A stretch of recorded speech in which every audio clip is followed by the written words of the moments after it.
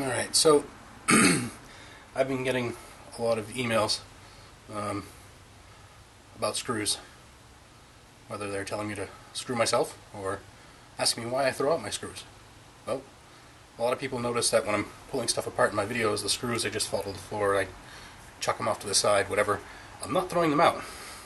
I just don't take the time right away to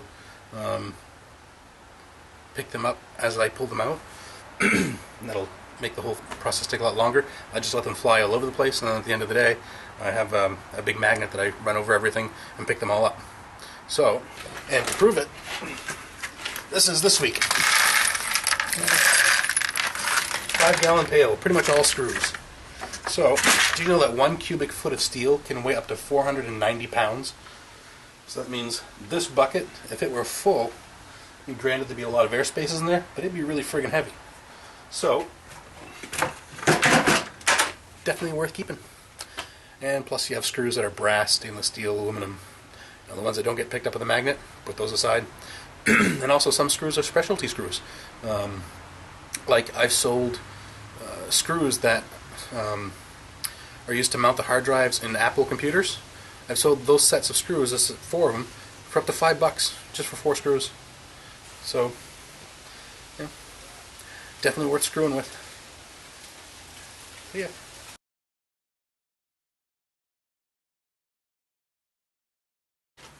Hey there, so I've been in the garage today, I've been filming a bunch of stuff. Looks like I'm just going to put together one video that's just got a bunch of little short segments in it. Almost like a TV show or something. So, something that I did a while back was I did an episode on scrapping a VCR.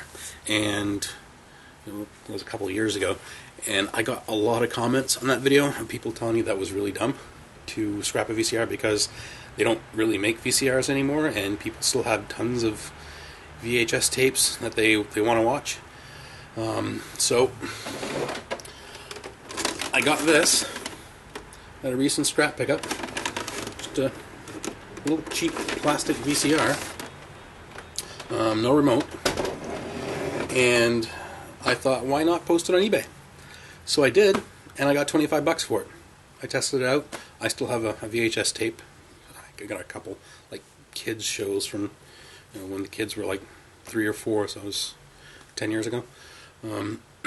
Tried it out, it worked fine, sold it, got $25 for it. Just like that. Buyer pays for shipping. That's way more than I'm going to get out of it for scrap. So definitely worth making sure that you try and sell it first. I can't stress that enough in all of my videos. Scrapping should be, breaking something down should be like a last resort. Because that's the least amount of money you're going to get for something. Especially in times like this when the economy sucks, scrap prices suck. You want to get the most out of what you can, sell it first. So that's it for that. Thanks.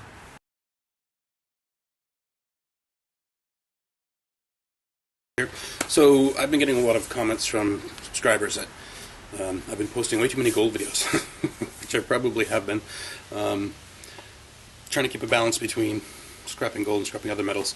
I mean, you're going to make more money scrapping other metals, and I'm going to have another video to pretty much prove that. So this video is going to be on scrapping oxygen tanks. It's these little guys here, the ones that are used for medical oxygen. The ones that have to walk around with the oxygen tubes. These are made out of solid aluminum, and they can weigh quite a bit of weight. They can have quite a bit of weight. I mean, they could be 5-10 pounds. Got bigger ones over here. Now the thing is, this is compressed oxygen, so unless you're absolutely sure it's empty, I wouldn't bother taking it apart, because you can sell these on eBay for a lot more money. This piece up here is brass. It's like a nickel-plated brass. And if you were to sell this on eBay, you can get as much as like $50 for one of these things if it's in really good shape. They do have inspected dates on them that are often stamped in them somewhere. Well, the bigger one does. So look for that. That'll be something to note on your eBay listing. However, if you are going to try and scrap these, I would recommend using extreme caution. It is compressed oxygen, so make sure you're not around any open flames. And you'd want to check out the specs on the manufacturer. Go to their website. They might have information on how to properly empty these out before you try and take this part off. And believe me when I tell you that taking this off is going to be one of the hardest things you're ever going to do, because it's on there really tight. It has some kind of adhesive in the grooves, and the canister is really smooth and round, so it's hard to get a grip on anything. So honestly, don't scrap these, sell them on eBay, and make a lot more money. So that's it. Thanks for watching. Hey scrappers. So this is just a quick video. A question that I get quite often: when you're precipitating gold, how do you know how much SMB to add? Especially if you don't know exactly how much gold you have in solution. How do you know if you put too much or not enough? So this is an easy way to test that. You just use your stannous chloride, which I have another video on how to make that. And I'm going to show you, once you've dropped the gold, just like this over here, once the gold is dropped out to the bottom, what you do is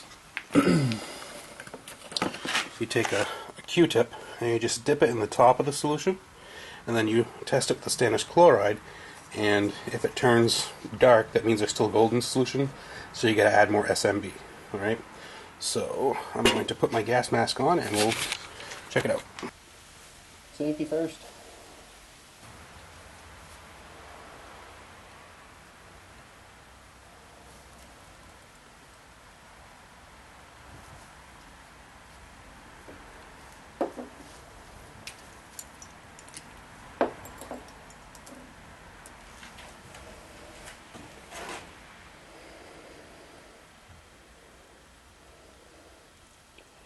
So no reaction, that means there's no more gold in the solution, so I can filter it out and I'm done. Oh, and make sure that you check out my 25,000 subscriber giveaway video.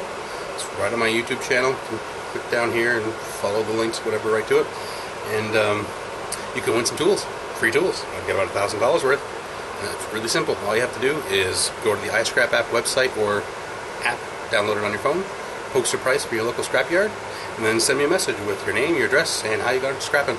That's it. You're in the running. Thanks for watching. See you on the next one.